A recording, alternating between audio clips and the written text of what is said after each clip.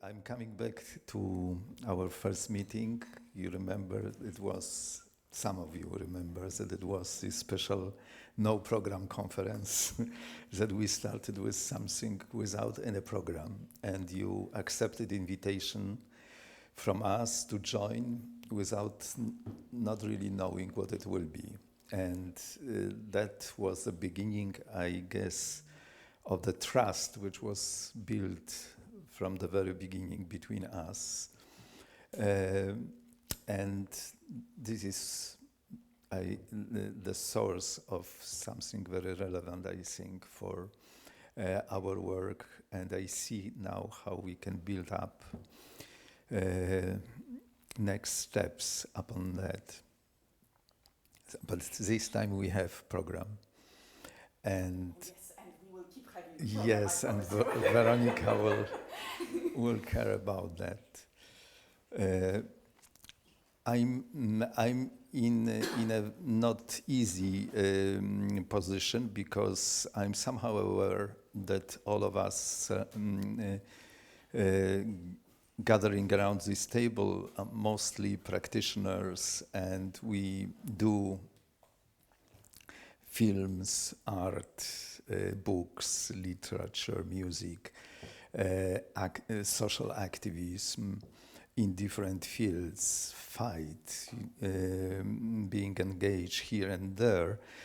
So we are not, I think, accustomed with spending few days listening, and of course it will be not all the time like that. We will have workshops and some presentations, but that's a feeling we have also here in the borderland, being very much engaged in practicing, doing that you need time for reflection, to reflect on that, and to spend time for sharing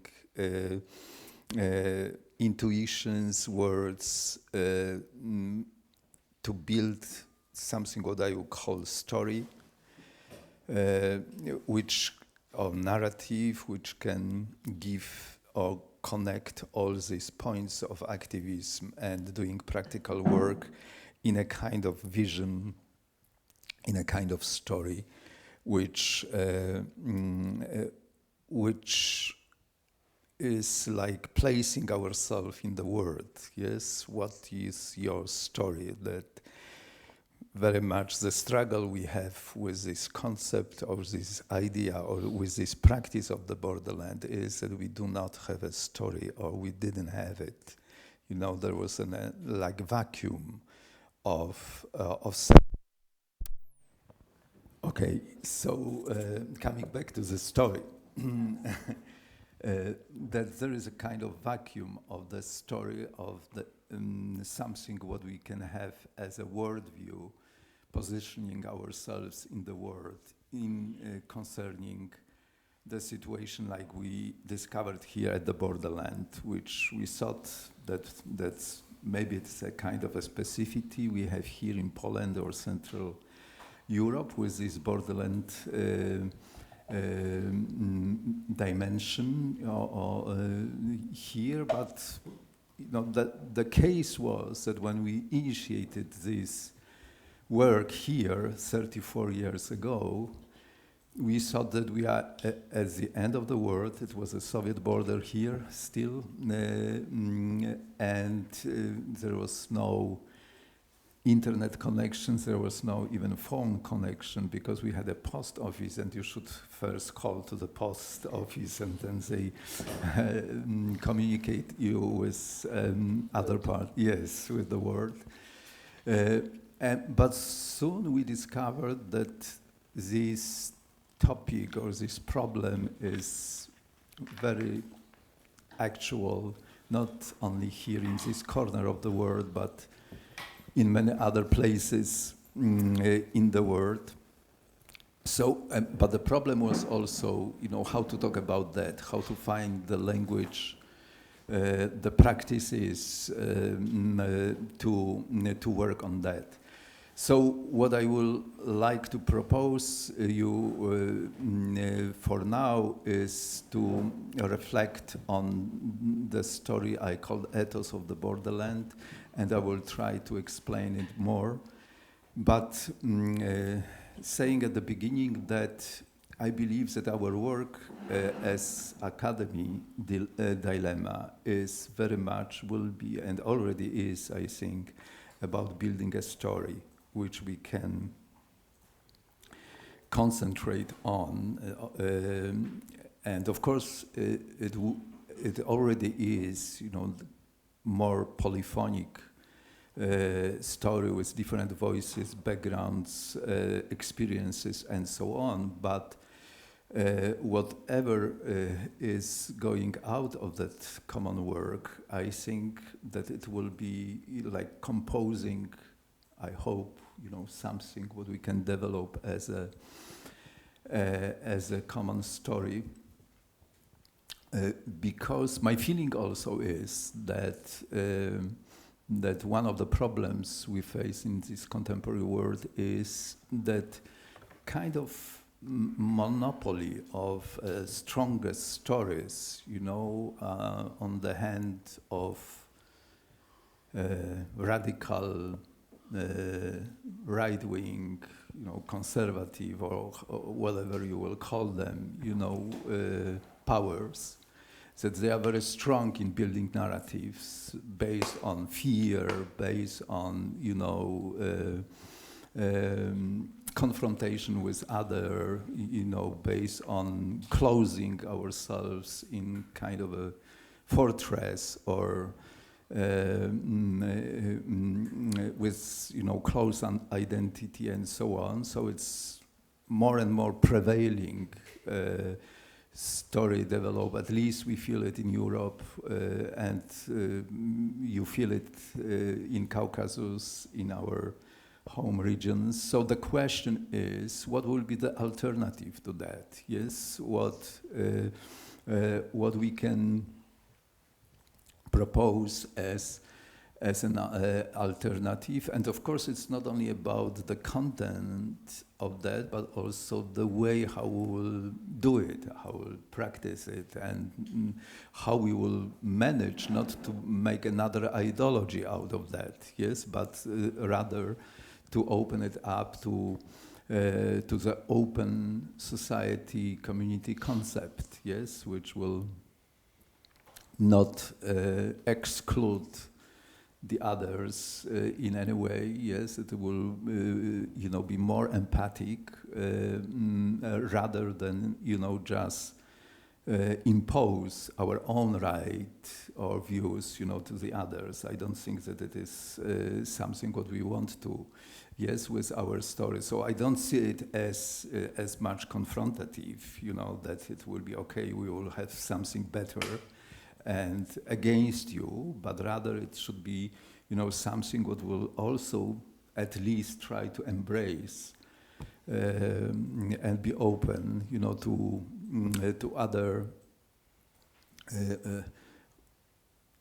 points of view, experiences, fears,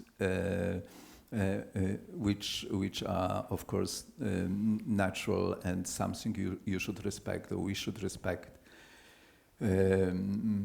So that's how I see also the goal, one of the goals of our academy, that it will be slowly growing with building this concept, and at the end there will be no end, but in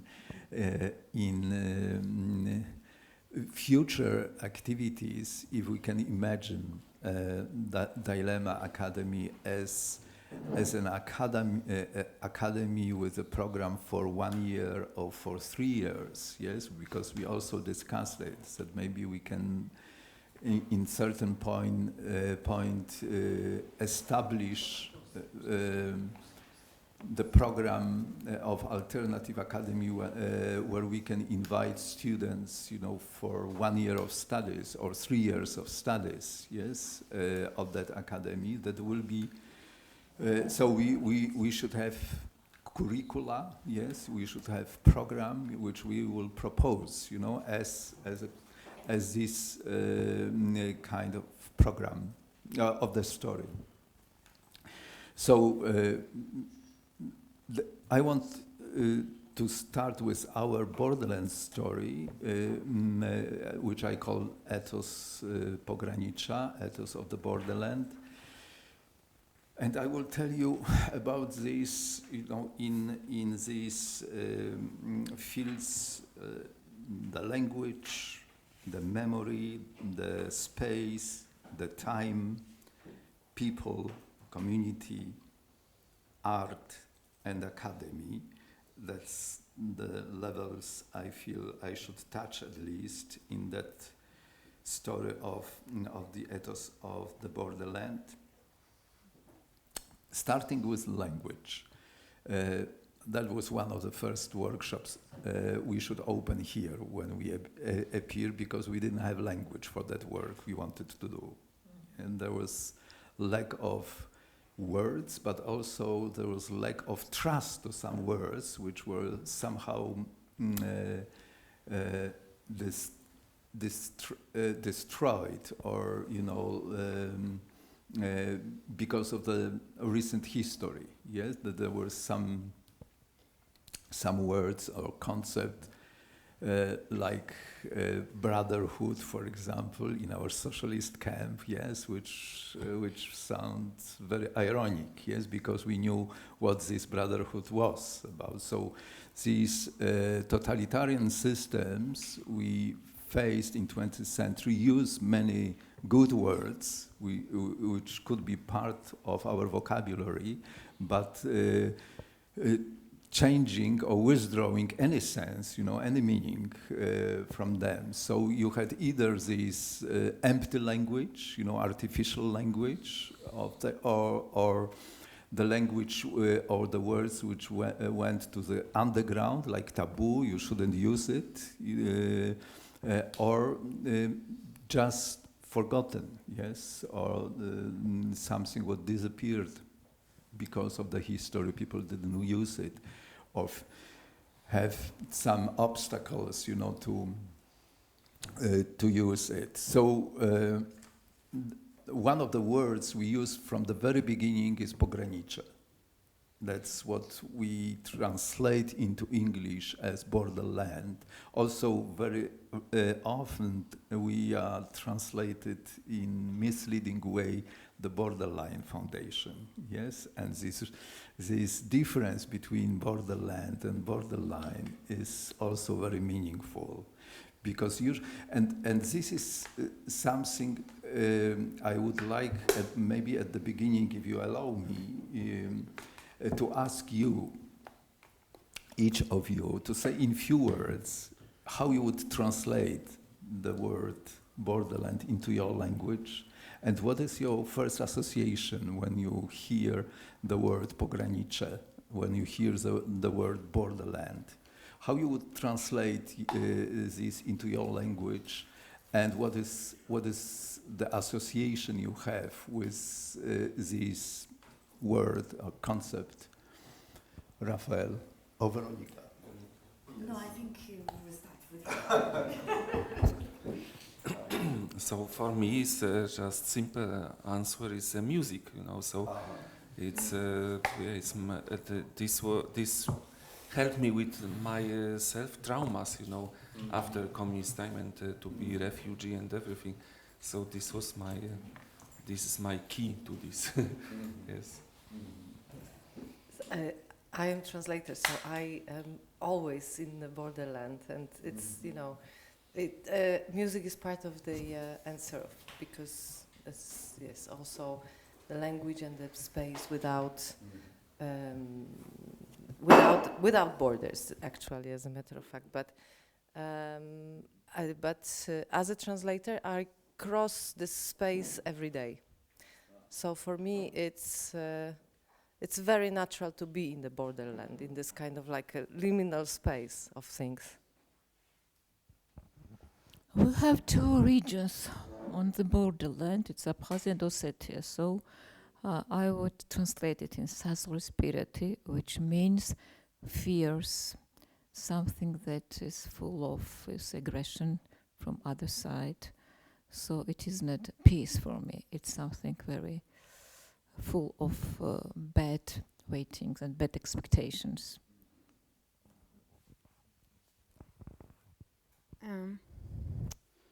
I'm thinking, I've read the essay actually, which now I feel like I shouldn't have, or disturbs a little because I know why you're asking. But also I'm thinking, what do we mean by border, except what you meant in the text? Border could be, I don't know, the frame that you have in the camera. Border could be the words that we use have borders. And also when you say your language, which one is my language? Do you mean Armenian because I'm from Armenia? Or do you mean, if that, then I would say probably Sahmana Ter, which the word border in Armenian is actually very much militarized. So that makes me feel uncomfortable, the word border itself.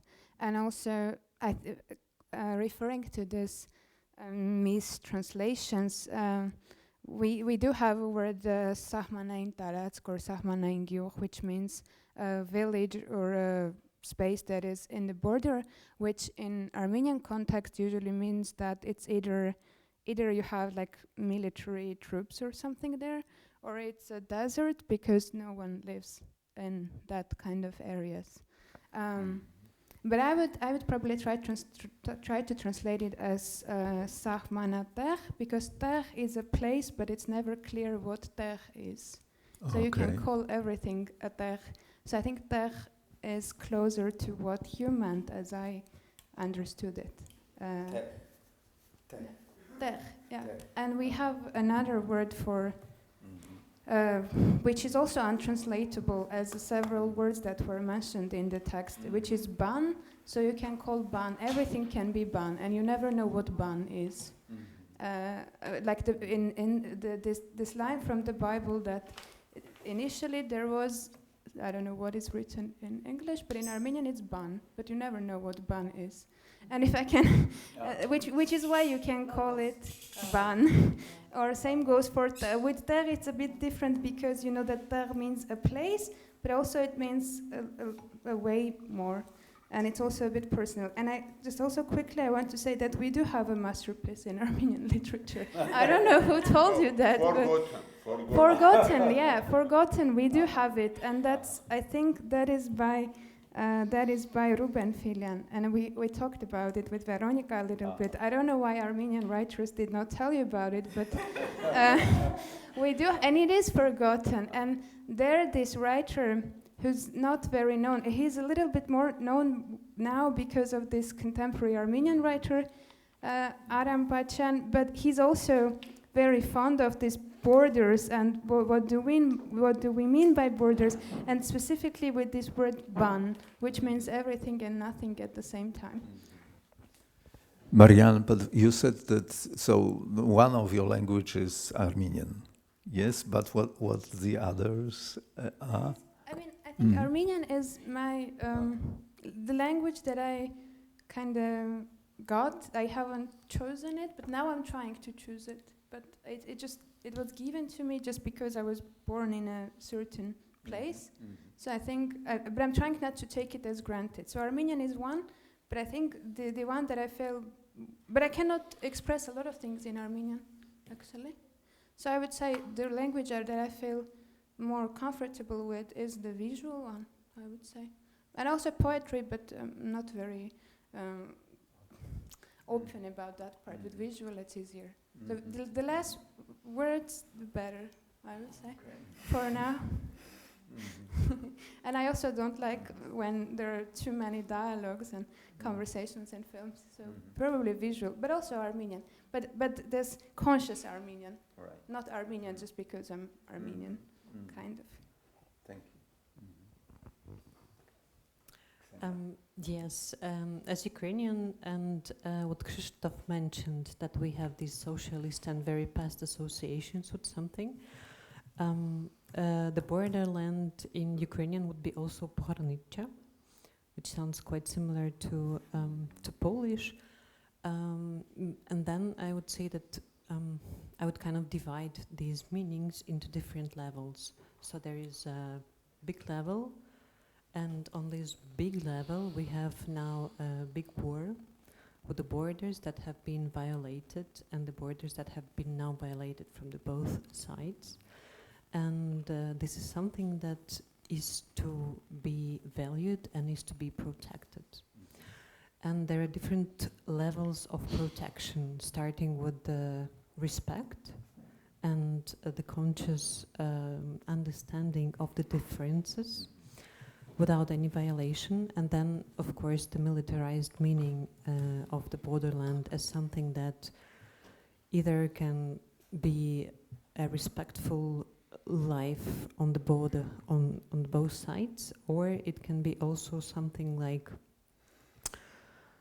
sanitary zone, like something absolutely like devastated and abandoned just because you are gonna enter some very uncertain and a dangerous territory that you do not want to find yourself in.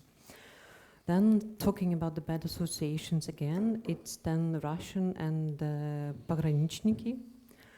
And this is like the border controls that would come and that would like take everything out of you, just choosing and understanding who you are, especially if you're on some list and so on and so on. So this is something that came from the past.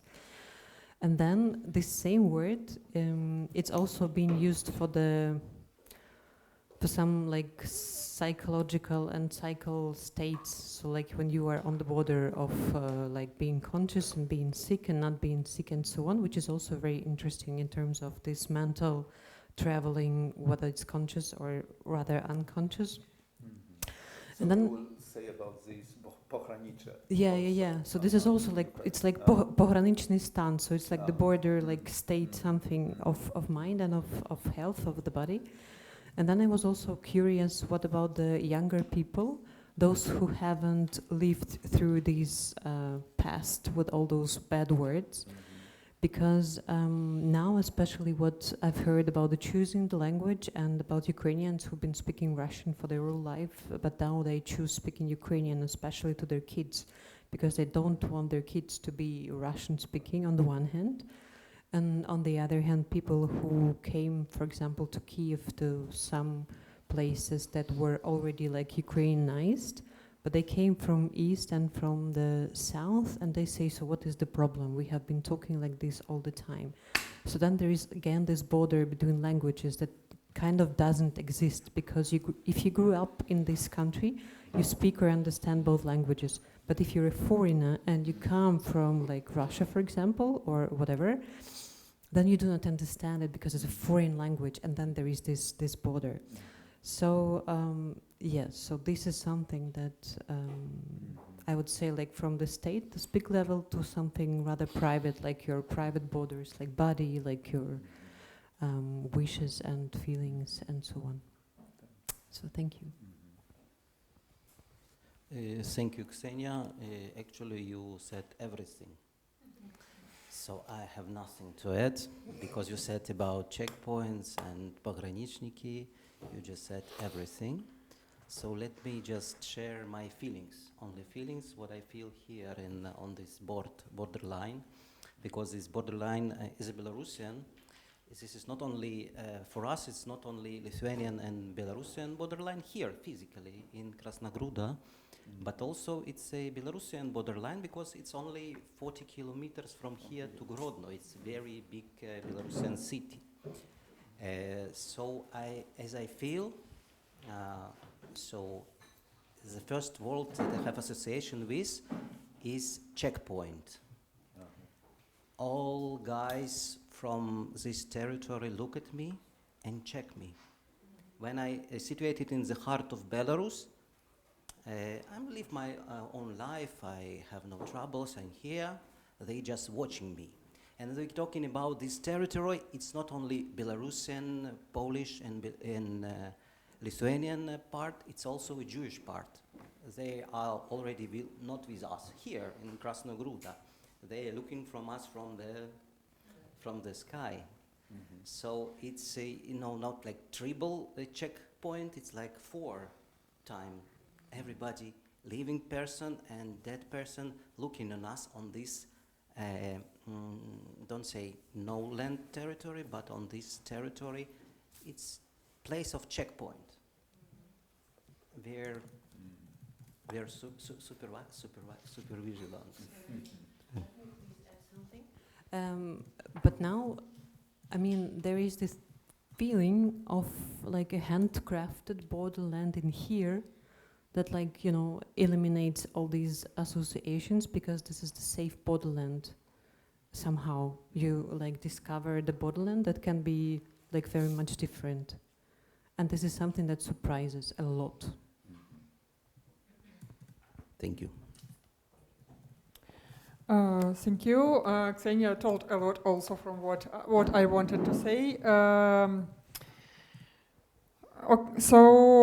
As you know, there is a war in my country, in Ukraine. There is a full invasion, and now we do our best to keep our borders protected, as physically, so mentally also. And as I work as a war correspondent, my first association with borderland is a front line, is a place of high danger. And also the second meaning of this word for me is a special condition of human's mentality, because I communicate a lot with Ukrainian soldiers, with Ukrainian military, and they should stay all time between war and peaceful life. Because most of them, 99%, I would say, come from the peaceful life, from the peaceful profession, but now they must do something unusual for them, very unusual and uncomfortable. So yes, and about translation also, it sounds the same like in Polish language, pogranicze, as it was told. And how you would translate the word Ukraine? Pogranicze. So it's almost same. It's the same, yes. Ukraine. Yeah.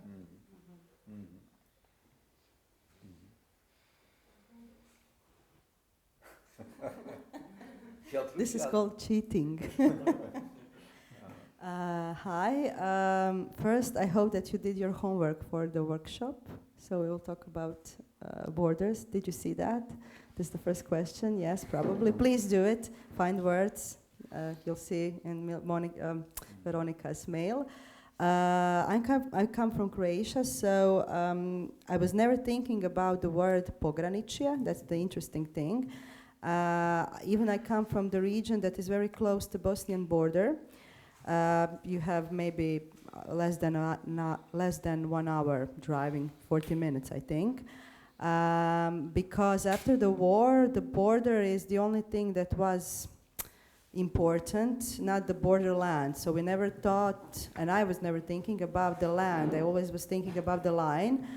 And then when I suddenly started to think about the land between, border, it occurred to me that in Croatia there is a specific thing, because we went through war. We have a huge devastation of borderland, because before the war, this land was multi-ethnical. It was very rich in all the areas, around the borders, even Bosnian border and Serbian border. But after the war, we did ethnic cleansing. We pressed that on Serbian civilians, also some other minorities, and that is what happened. We were having a war that was pressed on us. So Croatia was defending itself, but it took wrong course, because we ended in hard nationalism and then ethnic cleansing, which we still don't, want to talk about, because we pretend it never happened. So borderland is actually now a land that is very poor of culture. So we don't have, this multi-ethnical background anymore. For example, the area I used to live, my mother still lives there. It's basically empty, because a lot of people went, and after years of our country not taking anything to do with these kinds of communities. People either died, getting old, no one was moving there, everyone was moving out. So it's basically empty areas, and some places didn't get electricity until last year. And we had devastating earthquakes, so that even showed how bad the situation there was. And it's the same time, it's the same thing in eastern border with places that were also severely hit by the war. This was also severely hit by the war. We still fight, should there be, minorities' right? Because, if you have Serbian civilians still living there in major, number, they're fighting, should they have, Cyrillic language on the boards or things like that, and it's very tense. So I think that I was never thinking about land, but always about the border line, which was, something very problematic, and it was mostly, connected to suffering, and either during the war, either after the war. So I think that it is important to rethink the concept of new words for this kind of talking. I would say that in Croatian it would be pogranična zemlja, which would be land that is nearly the border, but I like the word pograniče because it can be said like that too. So I think that we need to rethink, and that is the truth, not only about the word that we can connect to the land, but also about new words that we can bring to this problem of how to deal with the land and how to deal with cultures, either existing ones, either the ones that have been, set from these areas. Because I think a lot of countries in this side of the world, we can call it Central Europe, have the same problems. We had very aggressive things happening in the past, and it's very, hard to say all the things that have happened in these cultures, either big, either small, but borders were mainly, parts of the world where a lot of violence happened. So I think that to heal the heart, we have to start from there, to heal the borders and then to go on furthermore. So, yeah. Hello, I'm dealing with some other issues than words, because I'm dealing with space and art, so a little bit beyond the words. So I will not offer you any word, but anyway, for me, borderland is the most elemental, most natural way of existing.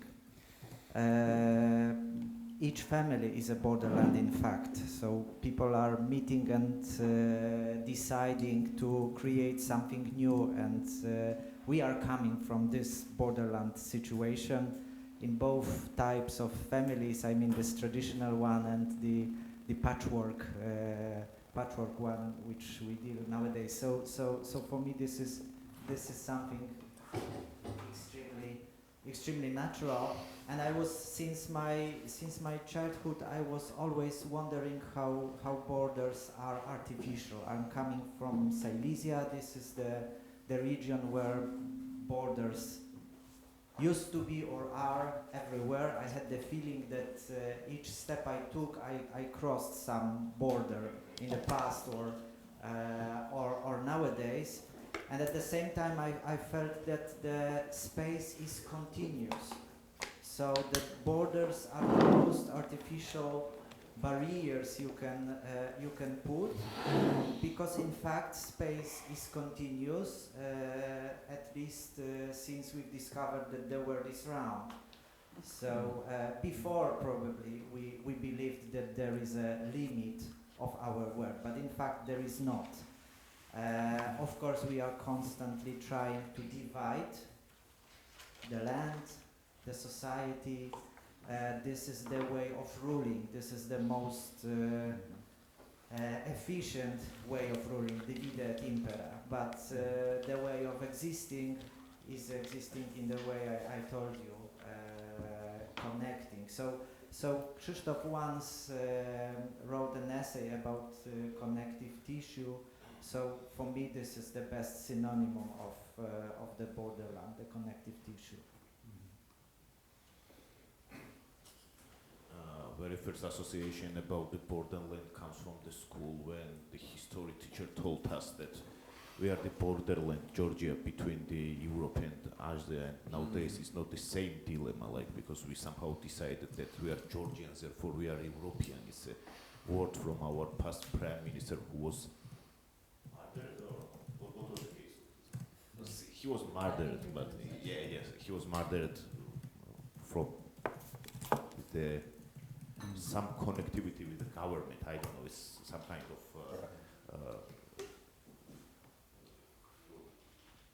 it's not a fact. Like, and nowadays the word changed its meanings, right? For example, there is an amazing book from Ukrainian writer, the Dictionary of the War, and every simple word, like for example bathroom, changed its meaning because bathroom is a shelter for the rockets and the bombs. So yeah, from the bombs the Russians are dropping on. Yes. Yeah. Maybe take this one. Like, if you can hear me, I can. Sure. Oh, okay. So nowadays this borderland maybe changed its meaning, and now it's a crossroad between Europe and Russia, because right now we somehow managed to be against the same dilemma. We want to be European nation with a European future, or we are going back to the Soviet Union, because Georgian government, they are not declared, but they are showing every sign that they want to bring us to the past. So right now borderland for me means one final option to choose, like I want to be European or I want to go to the past. Like it's a border between future and the past for me. Here you go.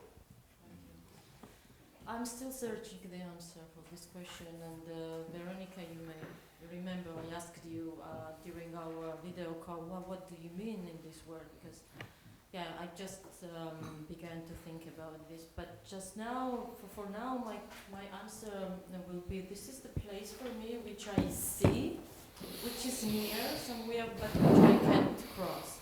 And here is a story from my childhood. I was growing in a small town in the western part of Georgia, and if we want to come to the capital, Tbilisi, we have to go through like mountain path, which was called Erzo. I even wrote a poem after about this story. And this was my first border or borderline, or I don't know what word to use. This is the part of South Ossetia right now. So we have to go through this place to reach the capital. And when we cross this, not border, but the place, something changed. The language, the people, Ossetians, and I remember these pictures from my childhood. And after several years, I mean, right now, I can't use this road. I'm going to my hometown through the longer way, but my third eye somewhere knows that here, very near, I see the border. This is another way where I could go and reach my hometown. So this is for me, for now, borderland. The place I see, I can touch, but I can't cross. Yeah, but maybe this meaning will change. I don't know, because I just began to think about it. For the first time, I was here 12 years ago, and during all this time, I'm asked again and again, what are borders and borderland for me? And now it seems to me that 12 years ago, I had a more exact answer. Now I have no, and I rather became more desperate about this concept since last 12 years. And Now I rather can't avoid speaking about borders in political sense, and I see the possibility to speak about borders and borderlands in other sense, like privilege. I just want to say that borders is something not only to think and rethink about, but also to build, just to build in political sense. For example, in my country, Belarus has no border with Russia and has a very complicated border with Poland and Lithuania. And I would like to have it another way, to have border with Russia and not to have border with Lithuania, Poland and Ukraine. And now it's like one of my dilemmas to understand how it is possible and why it is so. And I think that it is a lot about history, and I just need to think about borders still in historical and political sense, and I'm doing it for maybe last year since our first dilemma meeting, and I think it's a long work for me for maybe some years. I'll try to build upon the things we said already, and I will not repeat it, but I'll bring a different note to this understanding. In Belarusian, we would say not pogranicze, but помежье, which is actually the same. But we just say not granica, but межа, so it would be помежье. My perhaps a spontaneous understanding of помежье would be it is a place where the cultures meet, the place where different forces create an infusion, where the different ideas, different traditions can create something different, new. And the meeting could be either peaceful or forceful. Both variants are possible. During our civilization, we can count many cases for both variants, but still cultures do meet. They do meet on the помежье, on пограничье, on the borderland, and always something new arises. So within every culture, there is a borderland between, say, dialects, language, different language, the same language has differently spoken in different places of the same culture, and there are always the fusion between the dialects, and then when we count it upon all the fusions, then we create the common language of the culture, literary language, not the spoken language, but the language of literature, of education, of media, and so on. It's always the product of the borderland. Between different cultures, we pick up ideas and words and languages and bad things, nice things, and we bring them to our culture. And when the culture becomes a borderland, it becomes a point of meeting of, like in antiquity, to the point of meeting of caravans, and they go from one country to another, and then they bring the civilizational ideas from one culture to another, and thus the civilization itself is built because of the borderlands exist. And then another thing is that the notion of the border itself, has the inherited meaning of this, that the border could or even must be crossed. So one thing is the border should be preserved. We should, but when the border is crossed, on a political level, it could create a huge crisis. But what is the crisis for the civilization? Civilization is built because of crises. Any crisis must just forces us to define our identities. Without crisis, without this crossing borders, we just live from day to day, from our family matters, job matters, and things like this. When the crisis arises, we start to think who we are, what are we in relation to this crisis, and thus we build our identities. And when the border is eventually crossed on a metaphysical level, we become a new culture or new personality, and we create new identities. And in order to cross the border personally, we need to dare, we should be daring to cross the border.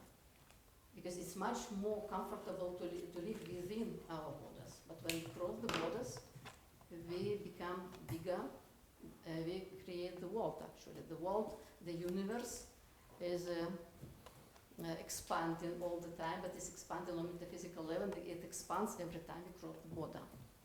We push the border further. So intellectually, we live on the borderline, borderline both and borderland all the time. As long as we live on the borderline and land, both, we can push the borders further and we can expand. And like here, we are together. We are exactly on this border on all levels. We are on the political borderlands, geographical borderlands, and we are on cultural borderlands, and we are on this metaphysical borderlands where we can expand, we can change the universe. But we can change the universe only when we push the borders further. And the last thing is a little bit different, because a border does not necessarily imply only space thing. It could be a time, it was already said, because border between future and the past. But it's not only because now we live, and I think everybody realizes it, we live on the border between this civilizational shift. Mm-hmm. So now even the world is not the same as the world we were born in and were risen in. Now the world is different. It is changing. So it is this exactly the transition, the border transition from one state to another state. We know what kind of civilization we lived in, but we don't know in what kind of civilization we will live. Like say 20, 30 years ago, we would be sure what way we will live in the future. But now nobody knows. Now, because now we, exactly what we are doing, we push the borders further, and and while pushing the borders, we create the new possibilities for ourselves, for our countries, for our cultures, for our civilization, for the planet itself. And so there is we live in this in this border transitional point time-wise. So this and so I would say that to live on the borderline and the borderland, it is a blissful thing. It is the most profitable thing for every individual, for every culture, to understand that yes, when we live in the center, we do nothing. We just exist. When we live on the border, we need to think, we need to rethink, we need to identify, we need to create, and when we go further and further, it's creating something different, so like this.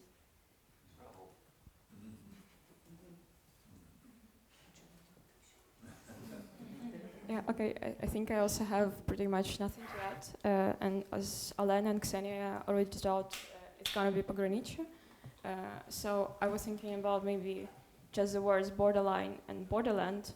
And firstly, thinking about land. And maybe some time ago, I thought about land as something resilient and something constant and something rich. And something that there was before you and it's going to be there after you. But with adding the word border there, I think it changed to opposite. It turns into a line of constant change, and it turns into a line of dynamic spreading, which cannot be predicted, and maybe which is always searching the way back how it was, but maybe it already couldn't. And I also really like the idea of border as the only choice. So the question was, what is pogranicze, right? How you translate it. How you translate. Okay. Okay. Okay. That's good. Your whole book is about being on the verge. Okay. Maybe through a personal In a way. experience. Yes. So I would answer that question maybe in a different way, even a week ago, but now I will answer in this way. For me,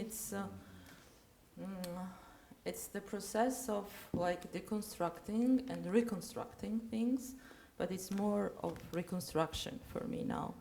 It's more to giving the new meanings to the things around us and also to the being, and also give and also practice it in a beautiful way. So to practice the ideas we're discussing now, it's also not only the idea, it's also the practice based on the idea. So I was very general now, but in the end of this workshop I will be more precise.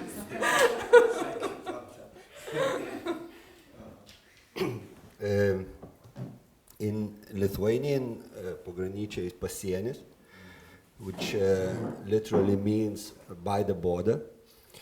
I think it's the same in Polish, Ukrainian, and Russian. And I think it's important that it's pasienis and siena, or pograničia and granica, they're not the same thing. Border is normally, and I think a lot of people mention that, border is normally a line somewhere. Perhaps it starts with the map. And pograničia is a space that occurs as a function of the border. We can't all stand on that line, so we need more space. And that space occurs because border is something that we have to overcome, but we can't for some reason, because it was erected. And for me, I grew up in the 90s in post-Soviet Lithuania. For me, pasienis, pograničia, is nothing nice. A lot of people said beautiful things about pasienis, about pograničia. For me, it's first and foremost is a place, is a regime of different legality. Is a space where I have no rights. Is a space where I don't understand how the hell this functions. Is a space where I'm going to stand for perhaps 36 hours waiting for the pograničniki to change their shift again, because that's all they do. They keep changing their shift. I used to hate ogrodniki. Ogrodniki was the place, which is, for those who don't know, is just across the lake. That was, in Lithuania, the place where you crossed the border into Poland, and that was where we all wanted to go. And you would say, oh, ogrodniki again. And that was the pograničia. Pograničia is where you stand and wait to cross the border. And so it's, for me, it's, in a way, of course, now it's beautiful here, but precisely because there is no border anymore. It's not pograničia. Now in Lithuania, pograničia is with Belarus, where we have this horrible situation with migrants, where again Lithuanian parliament decided that pograničia we need to expand, and that means that laws of Lithuania will not apply in pograničia, that we can now 5 kilometers from the border with Belarus, anyone who looks suspicious can be taken and kicked out back into Belarus. So for me, this is the first association with pograničia, pasienis. And I really, of course, we will talk about it, and Krzysztof and his team did fantastic work to completely reinterpret it. But even the translation into English, and I think Krzysztof, you know better than me, it's a neologism. In English, they don't use this term, borderland. When they talk about the situation on the Mexican-American border, they don't say on the borderland, although that it's a huge space where this crisis is with migrants, etc. They don't even have the term. This region, for some reason, our languages, we have it. Pasienis or pogranicze, not the same as the border itself. It's some space where something different is taking place than in normal circumstances. Yeah, and also we know that, even not just physically here, but let's say in airports. I have to admit, every time I come back to Lithuania by plane, and I have to show my passport when it's not from Schengen, I don't feel right. I feel, and I know, of course, these guys have to let me in, because this is my country, etc. But there's something in me from the past. I know that this regime of being and legality is not right. I don't feel okay there. I think everyone's seen the film about this guy who was stuck in De Gaulle for whatever decades, yeah, and exactly about that different regime. So French authorities can't do anything with him because he's precisely on the other side, but he's not in another country. He's somewhere in the space of nothingness. So that's all the negative associations for me. But also, of course, it's a place of risk and invention. All the contraband which takes place between the countries. These guys, they have to master the borderland. They have to master this space of complete insecurity. And in Lithuania, yet again, in Lithuania, the most famous contrabandists, smugglers are, of course, the guys from 19th century.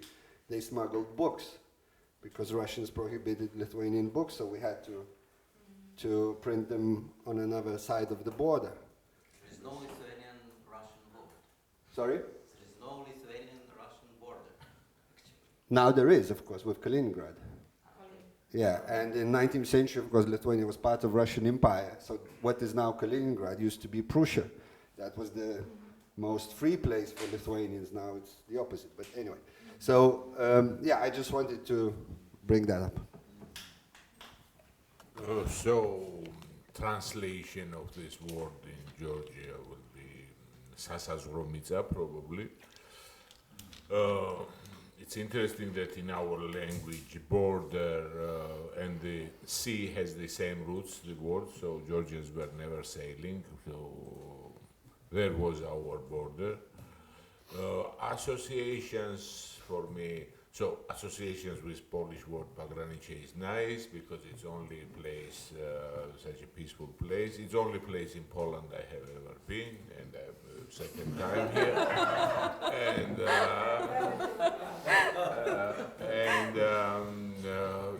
In Georgian, then I hear these two words, Sasazromitsa, it's something, nothing grows there, nothing happens there, something like a dangerous zone. Yes, without perspective.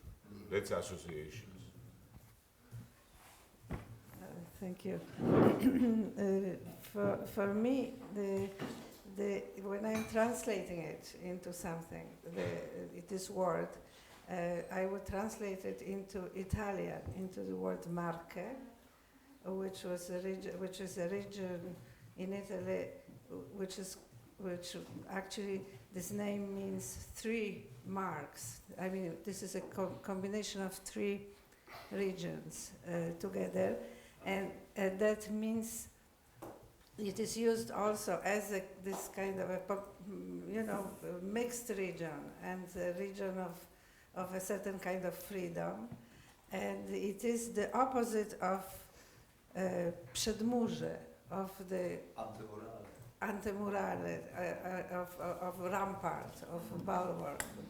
So this is the kind of, I go into a different linguistic region, because this is, I feel the specificity of it, which is rather than geographic border, of thinking about these terrible borders, new borders that we have that are have barbed wire, and we have people going, and there is a word in English, borderlands, but it is kind of like the place without civilization.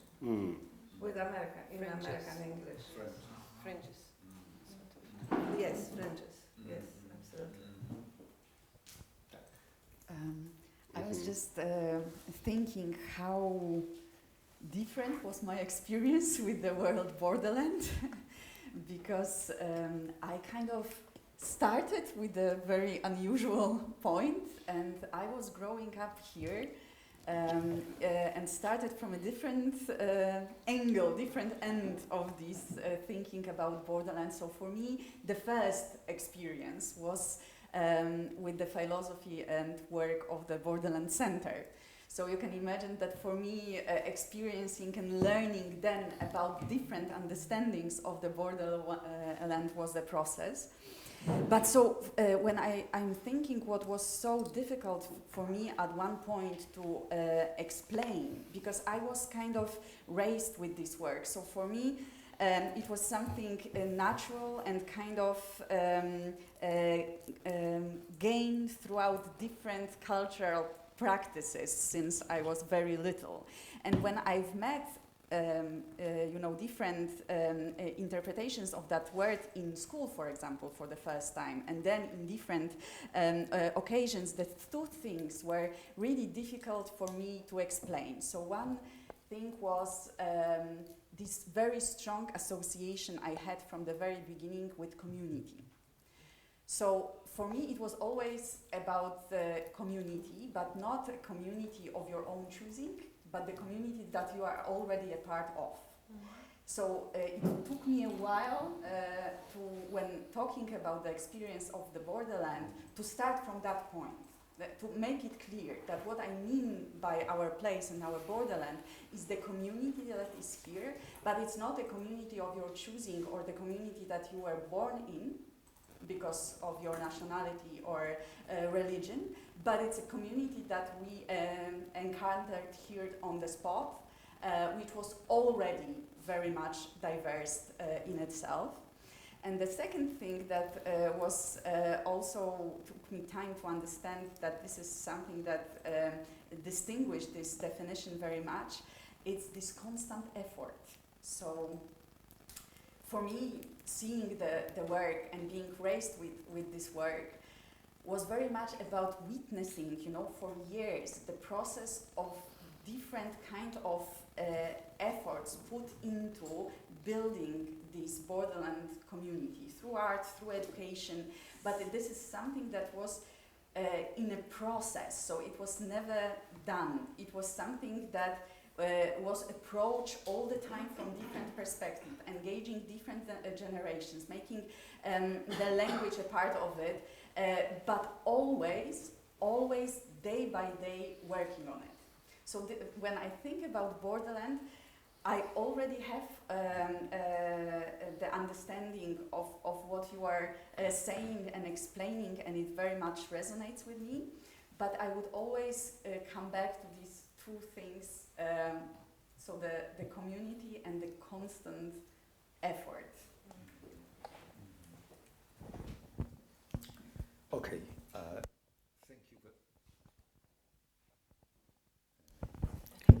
Thank you very much for all this. You will explore the border term itself in the workshop with Monika.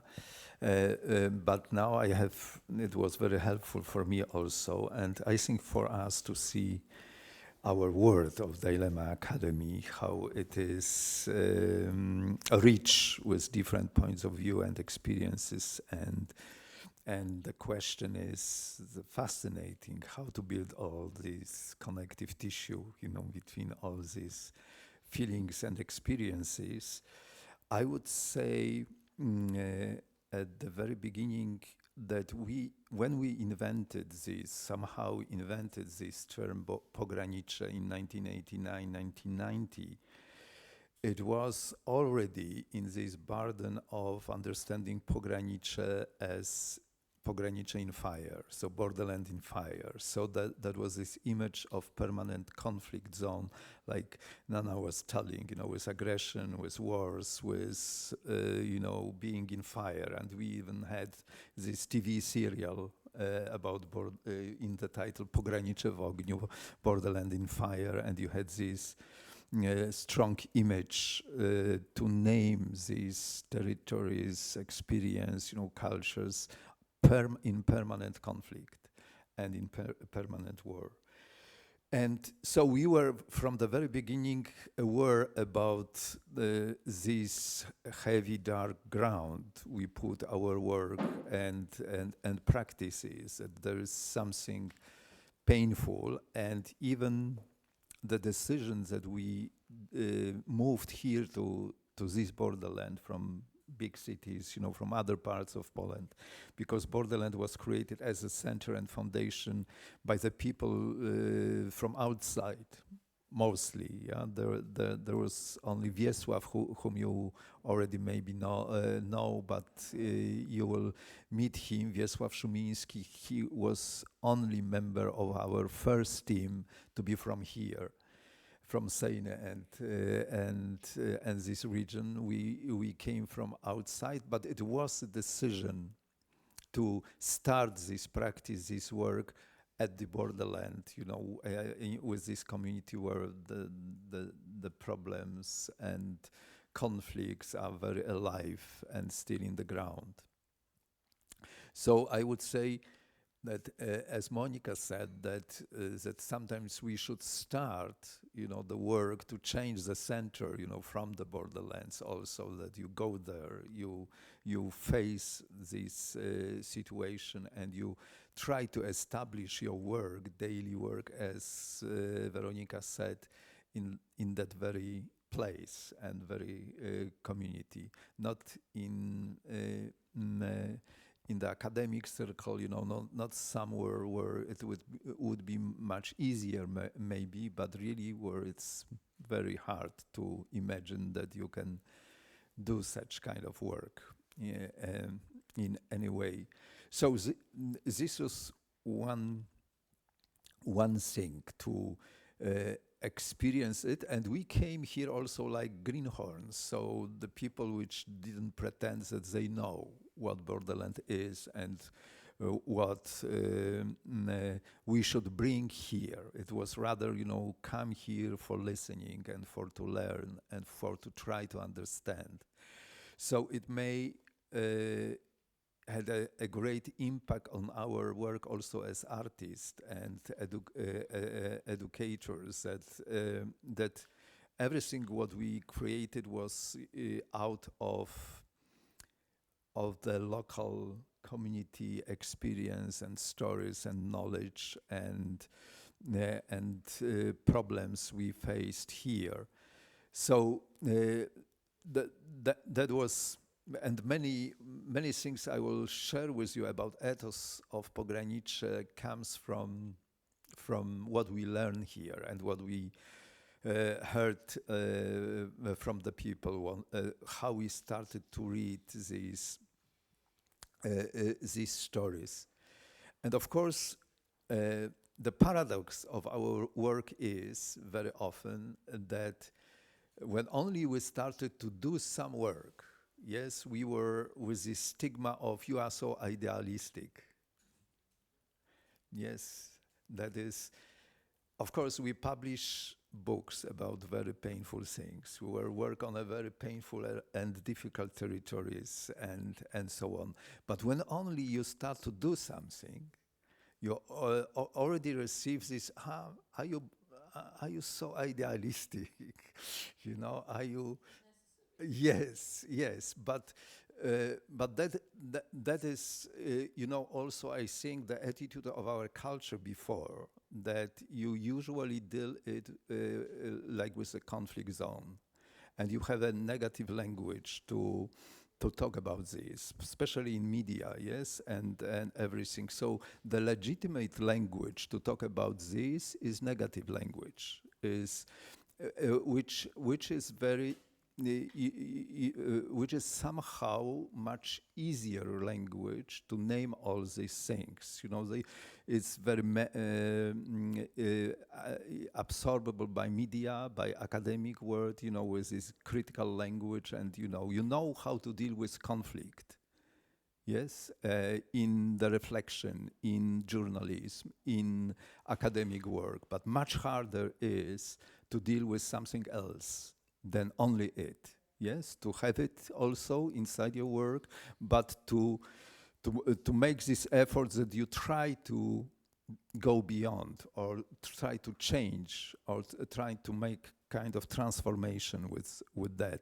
And then you are in position, in very pragmatic position of finding some positive words, language, memories, and things of that, which are already in the ground, yes, which, because it's not only darkness here, there are many other things here, but there is no way to pick it up, yes, because we don't have space, language, culture to deal with this. So what I want to say is that it was the situation at the very beginning of our work was, you know, that we are dealing with something what knows how to name it in the negative terms, but to find the light in that was extremely difficult, and still is.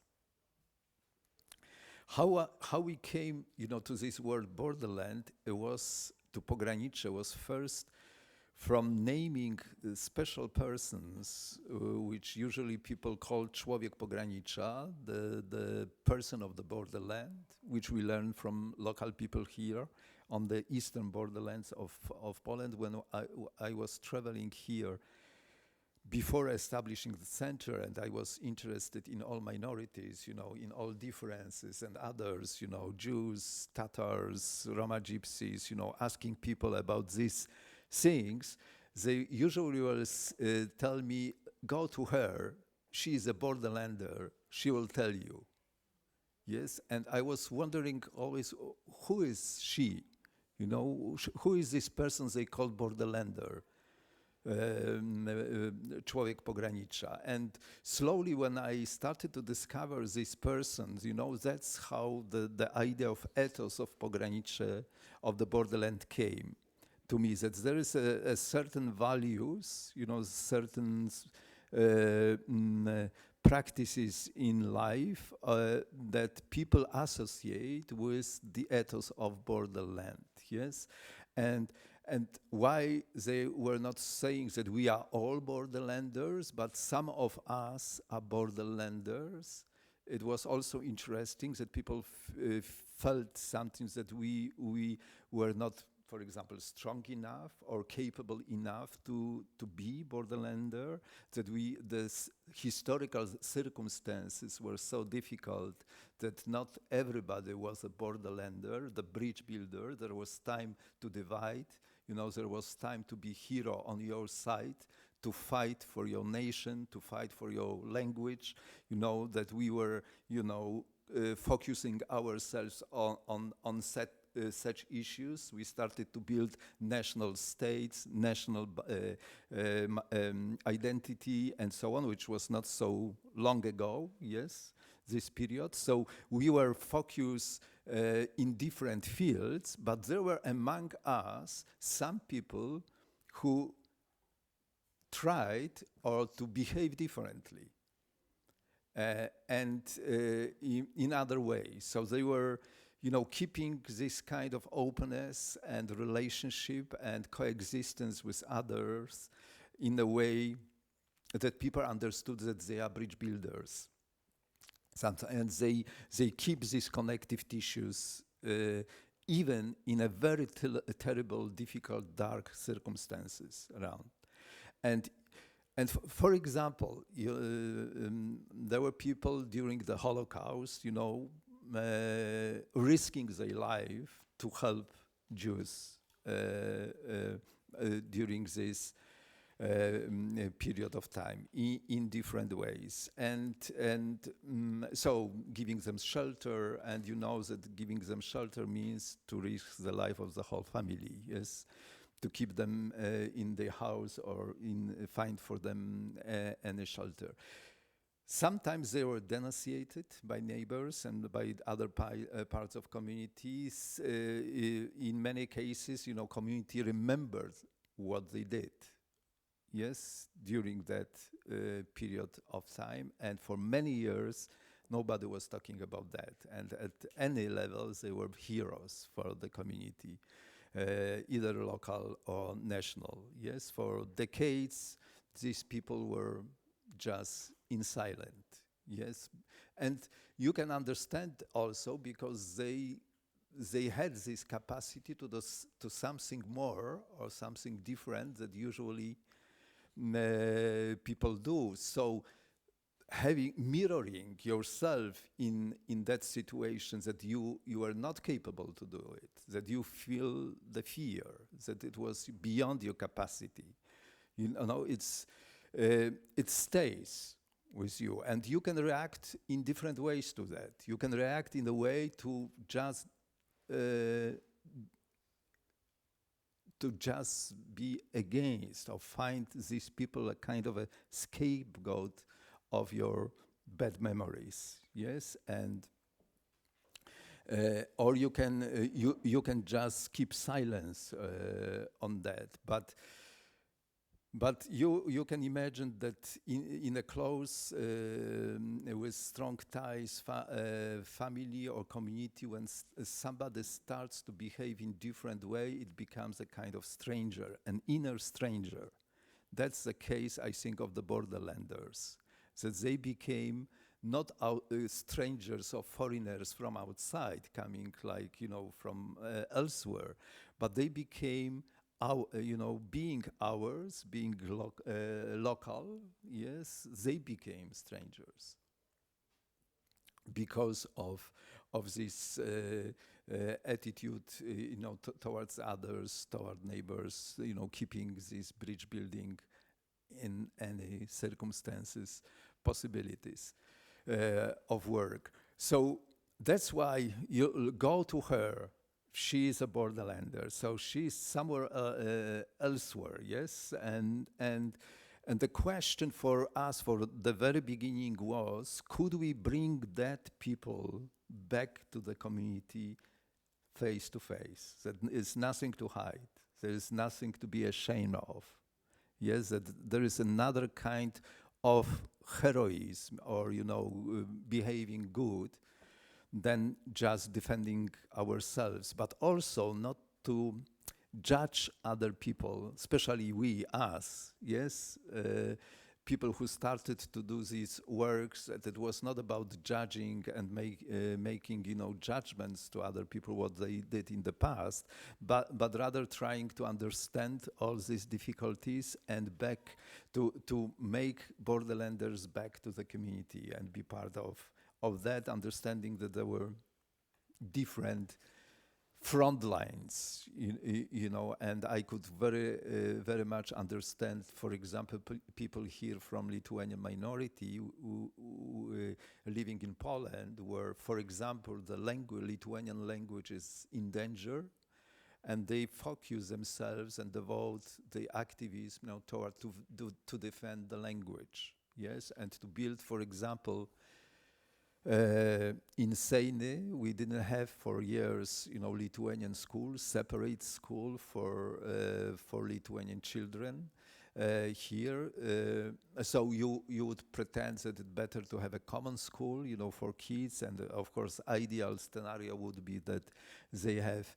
That it is bilingual, that both or everybody learns two languages, and this Lithuanian language is not like a after school, some hours, for the volunteers who want to learn it, but it becomes a part of a curricula of the whole school, yes? So it wasn't possible in our educational system, so there were activists, engaging people to build, and especially parents for many years were against it. The parents of Lithuanian children were against this because they thought that it will cut the children of the Polish, yes, and to to have a normal job or other things afterwards. But when they saw that the language disappears and so on. So it was this line of, defending your own. culture. So there are different situations, and you can understand that in your community could be a Lithuanian school, but could be at the same time borderland centers that you can meet them, yes, and you can work together with these kids, on different levels. So it's not only the same, all the time the same scenario. So that's how you slowly learn this ethos of borderlands, that there is a kind of behavior, the culture with some values and ethical attitude to the life which exists, among the people. And that you can understand it, learn, and think how we can implement or develop this into our today's or future life. That there are certain. So at the beginning, when we were saying about somebody borderlander in Seine, it was risky for people, and they didn't like it. In terms that it shows them in the position that they are not true Lithuanians, true Poles, true Jews. That the borderlander is this mixture of different identities and so on. So it was not after the 20th century they remembered that borderlanders were losers. Yes, that world and future didn't belong to them. Somehow, that if you want to be on the wave, of life, you should be true Lithuanian or true Polish. That gives you, this strong position in community and so on. But so our question was, after 1989, is it all the time the same, or maybe we should start of reevaluating these positions, yes? And maybe we could think about, for example, patriotism, like a value of being patriotic, not only in this narrow ethnical dimension of that, being, Polish patriot or Lithuanian patriot or other, but to be patriot of the whole community, as a borderland, who cares about the whole world of your town, who cares about the whole memory of your community, culture, and so on. That maybe the patriot could be, in these new circumstances, somebody who bridges Poles with Lithuanians because it brings good for the future or for your kids. So very often the children, the young generation, was a crucial moment in our work, because the old people can say, okay, you will not change us. Yes, we have our own traumas and memories at the beginning. So we remember, we know, and we remember all these conflicts and so on. But maybe for our children, the way of work you propose is good. That maybe future will be toward that direction. I'm saying about the beginning of 90s. Many of you mentioned, how for you also this concept of borderland is changing over the time. It's the same as here. There was a moment of the 90s of this transformation period, gaining freedom again, abandoning communism, totalitarianism, and so on. That it was somehow belief that future will be different. And the future will be, toward Europe, toward being part of this unity, development, and so on. And so it will be better also in that term. So your work could be good for our children because it can offer them the future. It was not for long. And as we all experience in our countries, there is some resentments coming back and some new fears and new situations. So it's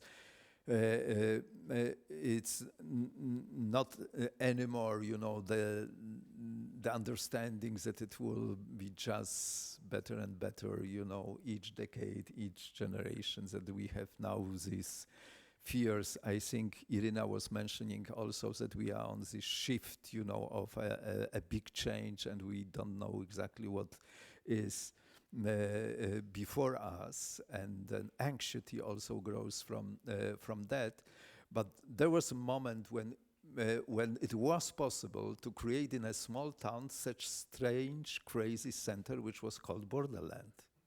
Yeah, imagine that suddenly in a small community, where on one corner you have a Lithuanian culture house, on the other part of the city you have Polish culture house. Suddenly, in a former Jewish quarter, appears the borderland center. What it is, I think that after 5-10 years, it would be much difficult, but even more maybe impossible. So it was also the momentum of the beginning of 90s that something opens. Yes, that these closed for many years and decades door were open for something new, and we went to this momentum with this initiative. God bless you, and it was possible. Yeah. Also, it was with big anxiety what it will be, who they are, and you know, if you are not Polish and Lithuanians, who you are. Yes, borderlanders. And it was a moment. Also, I found this new word for naming us, because that's also the nature of people. You know, that you should find the name for people. So they started to call us. You know, it was written down on the dark or dirty car, you know, by somebody on the window, świrowiercy, which direct translation could be odd believers, you know, odd believers, strange, you know. But it was a beautiful word, poetical word, because they created it, because here we have old believers, you know, this group of, I call them our Amish people. The neighboring village, Sztabinki here, for example, was established by old believers. You know, they have this very traditional way of living, keeping, old customs, you know, and beliefs. So the main sin for them is to change anything. You know, the change is a deepest sin. So they want to keep the world as it was, you know, in a first Christian community, and so on. So they created from old to odd believers. Yeah, okay, you are different. That's also, I think, the kind of wisdom of community is that what they did with us, with borderlanders, as that gave us a room in the community as strangers. Not so that we were not blackmailed, you know, in that way that either you are with us on our side against them, or there is no room for you.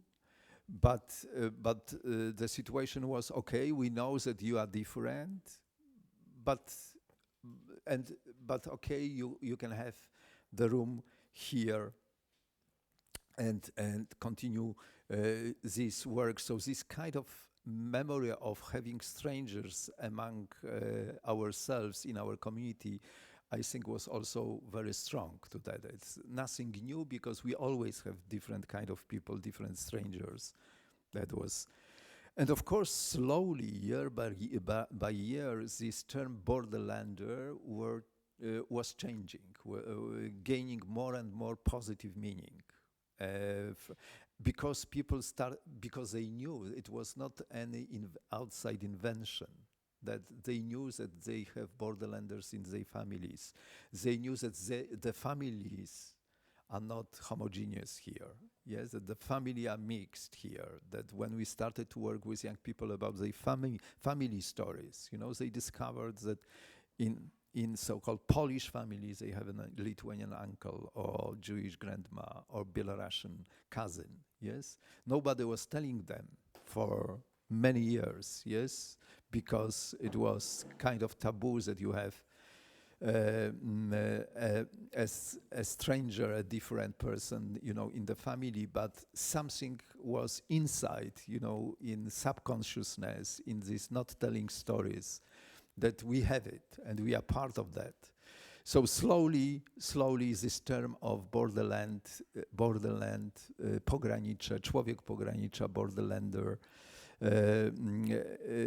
changed the meaning for more and more positive term, sometimes easy positive, and you can imagine, because now when you have local governments, strategies, and applying for different, you know, grants from European Union, you know, for touristic purposes and so on, they used to play this card of borderland, yes, that we have borderland. So we have this beautiful paradise of different cultures, and please come to us, and you will have his richness of different cultures, and you can go to Tatars, you know, restaurant, that you can go to Lithuanian restaurant, and so it became part of marketing even. But that means also overshadowing all the problematic